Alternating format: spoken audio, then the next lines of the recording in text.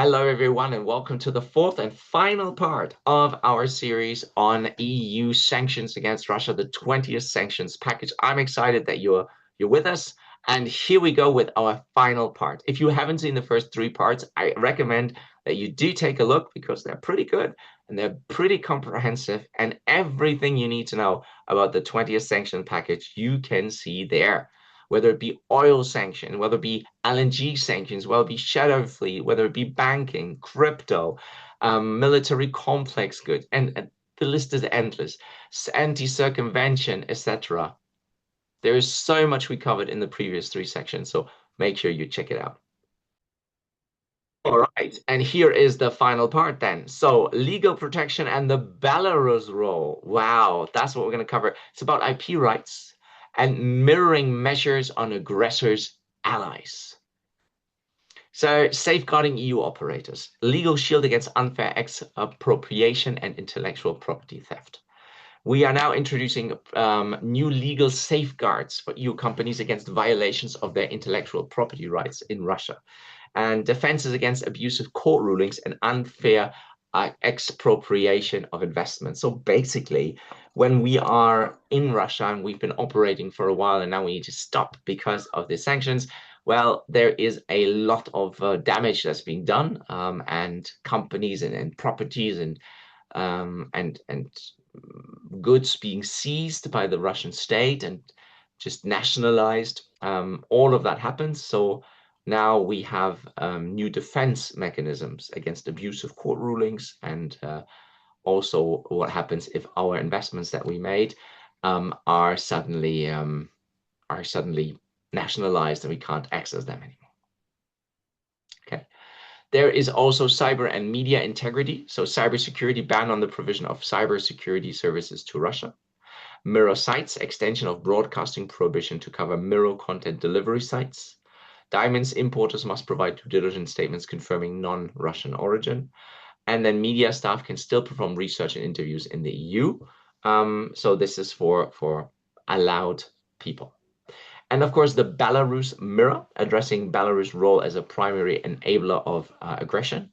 So there will be consistency in restriction. So there is alignment here.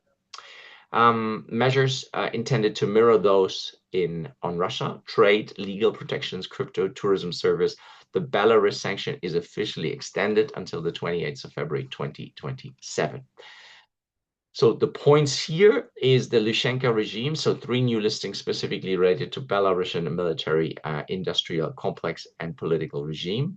For the first time, a Chinese state-owned entity is targeted for its role in the Belarusian military production.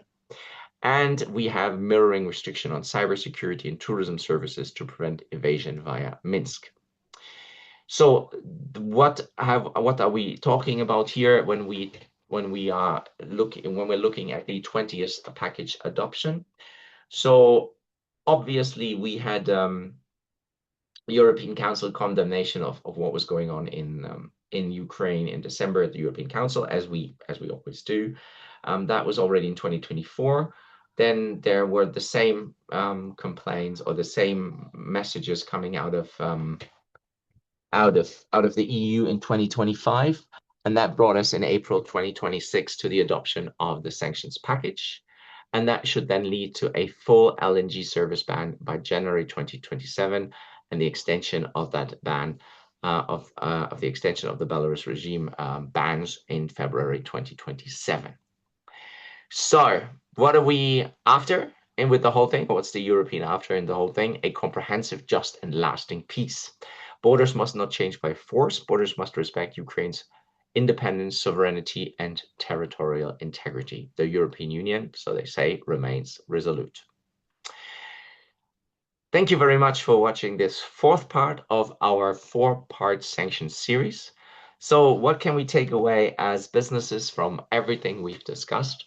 Well, is the need to stay compliant. And we can be your partner in sanctions compliance. So we look at the supply chains with you. We see what your exposure is, and we advise and support you on managing your sanctions compliance. We have multi-layered sanctions hitting energy, military, and finance services. The risk of non-compliance is at an all-time high.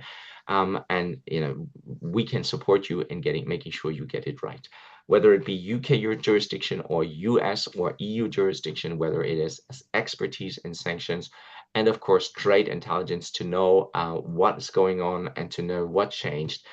This is the right place to be, a one-stop shop to understand everything you need to think about when it comes to sanctions. So thank you very much for watching. As always, if you want to speak to me about anything that we've discussed here, then please note that we offer a free 1-hour call. Just go to www.customsmanager.org and then click the free expert call in the top right, and you can speak to me about your concerns in a private setting, and then we can see how we can support you. And finally, of course, don't forget that we offer a free newsletter that you can subscribe to on www.customsmanager.info.